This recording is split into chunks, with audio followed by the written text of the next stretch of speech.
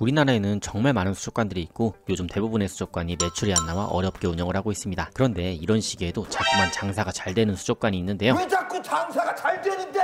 극한직업 이동희님의 대사가 생각나는 오늘의 수족관은 청주에 있습니다. 충청도에서 소형어가 제일 많은 수족관, 청주에서 가장 장사가 잘 된다는 전설의 과밀수족관, 바로 옥비수족관이 오늘의 주인공입니다. 이 공간에서 한 달에 5,000마리 이상 물고기가 팔려나가는데요. 오늘은 장사가 잘 되는 옥비수족관의 비밀 5가지를 알려드릴 거고요. 이와 더불어 여러분들의 물생활 지식 수준을 테스트해보도록 하겠습니다. 영상 중간중간 퀴즈를 낼 건데요. 하나씩 맞춰보면서 여러분의 실력을 테스트해보세요. 7문제 이상 맞추면 고수, 6문제 이하로 맞추면 중수, 3문제 이하로 맞추면 초보라고 할 수 있겠습니다. 그럼 청주의 동네 장사 끝판왕 옥비수족관의 이야기를 시작합니다. 그리고 오늘 영상부터는 영상 뒤에 물생활 팁들도 넣을 예정이니 참고 부탁드립니다. 오늘의 팁은 초보자를 위한 금붕어 잘 키우는 노하우입니다. 그럼 영상 시작할게요.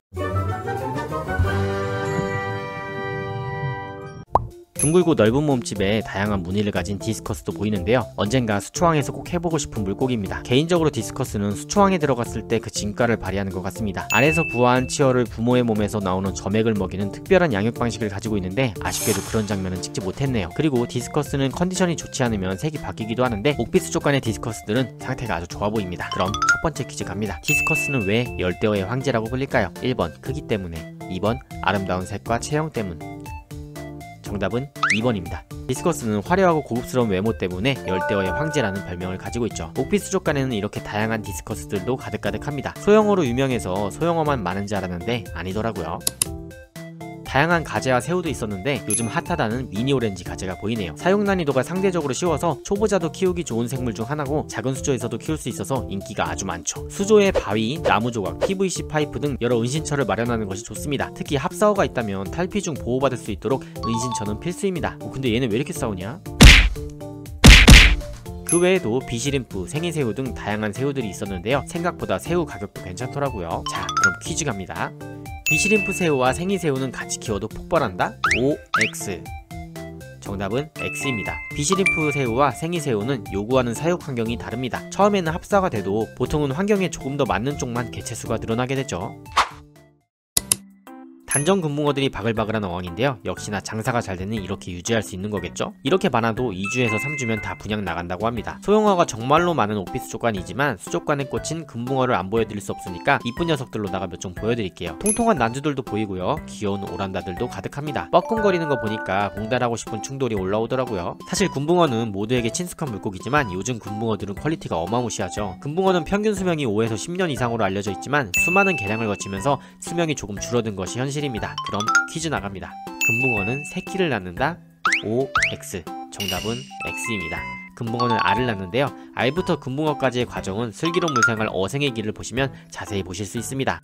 옥비수족관의 장사 노하우 중 하나는 물고기에만 집중하지 않는다는 것인데요. 물고기 외에도 아이들이 좋아하는 생물들을 많이 분양하고 계십니다.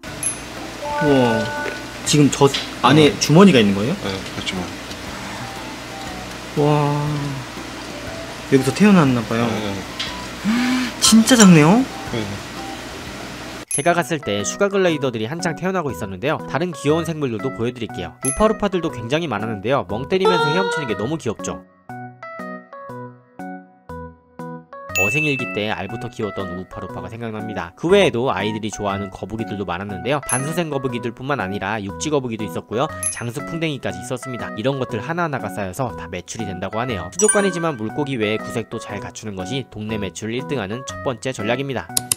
옥비수족관의 시그니처 중 하나는 소형어 어항입니다. 하프블랙 모래를 시작으로 다양한 컬러의 몰리들이 가득가득했는데요. 카메라에는 다 못 담았지만 정말 많은 종류의 소형어들이 과밀로 축양되고 있었습니다. 마치 중국 방촌시장 같은 느낌도 드네요. 옥비수족관의 어항들은 일반적인 어항들보다 조금 작게 이루어져 있는데요. 해외의 열대어 시장처럼 24시간 환수가 아닌데도 이런 과밀이 가능한 이유는 매일매일 환수를 하기 때문입니다. 그래서 동네 수족관인데도 불구하고 사장님까지 총 3명이 매장을 관리하시더라고요. 손님들에게 늘 깔끔하고 깨끗한 모습만 보여지는 것이 사장님의 동네 장사 씹어먹는 두 번째 전략입니다. 그럼 소형어 퀴즈도 나갑니다. 몰리는 알을 낳는 대신 어미의 몸 안에서 알이 부화하여 새끼가 태어나는 방식인 땡땡땡 어종이라고 하는데요. 여기서 땡땡땡은 무엇일까요? 정답은 난태생입니다. 몰리는 구피와 같은 난태생 어종이죠.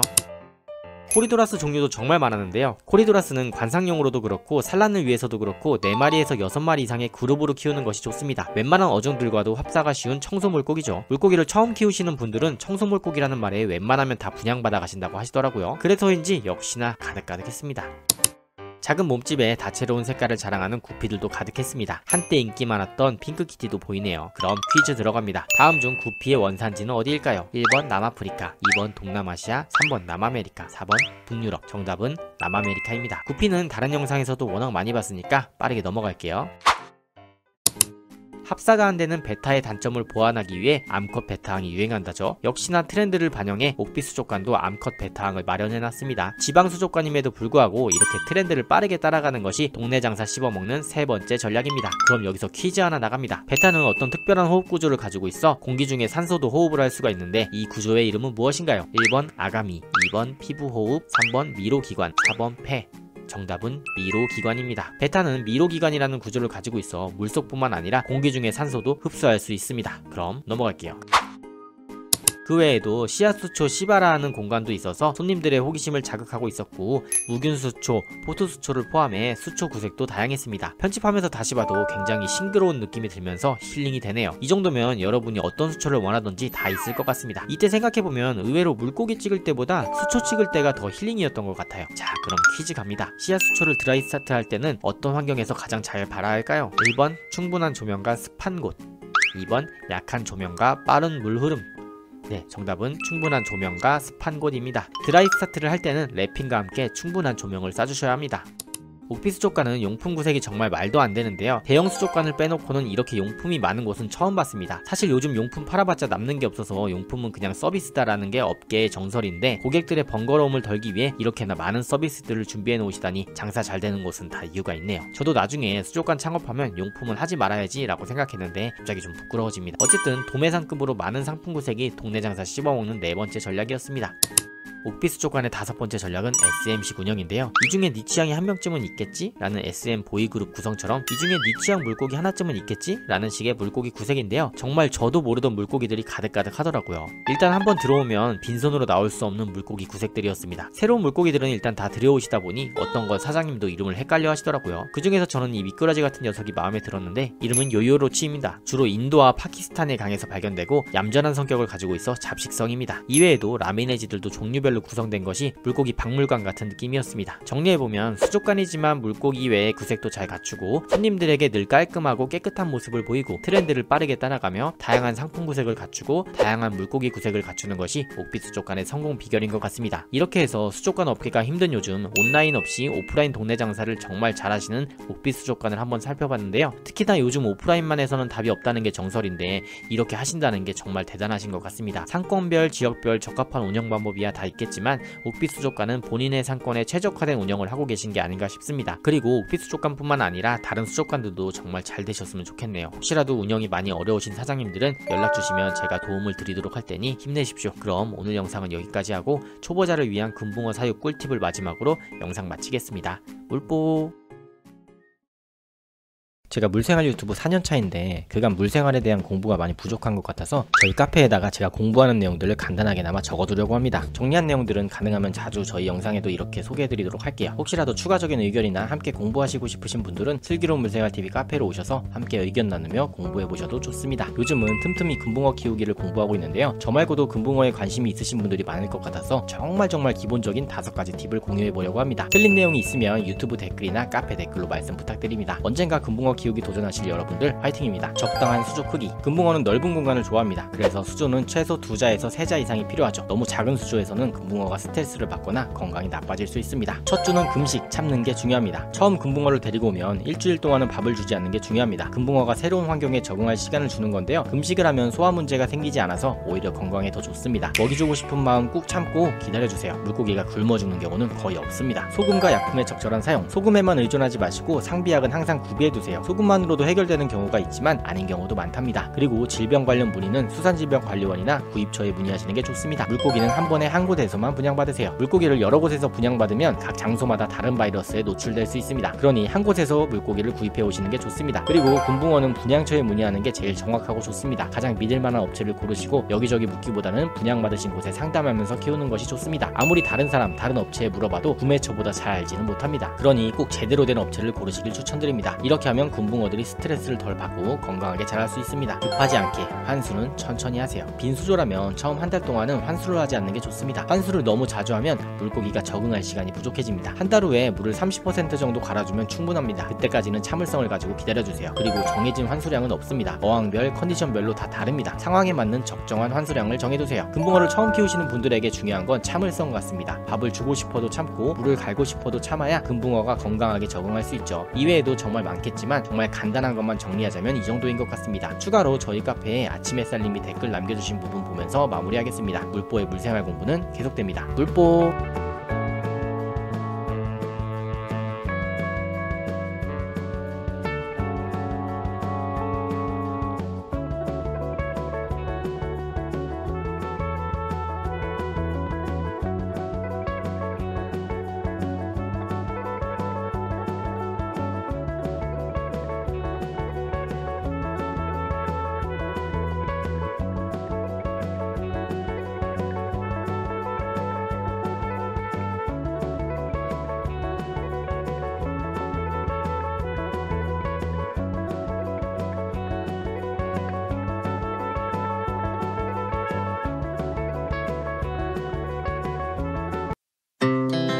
Our hearts beat to the city streets. We began to feel the fire. We rise like tall buildings as the chemicals, they take us higher. The night's young, it has just begun as she puts her hand in mine. We wanna chase the night.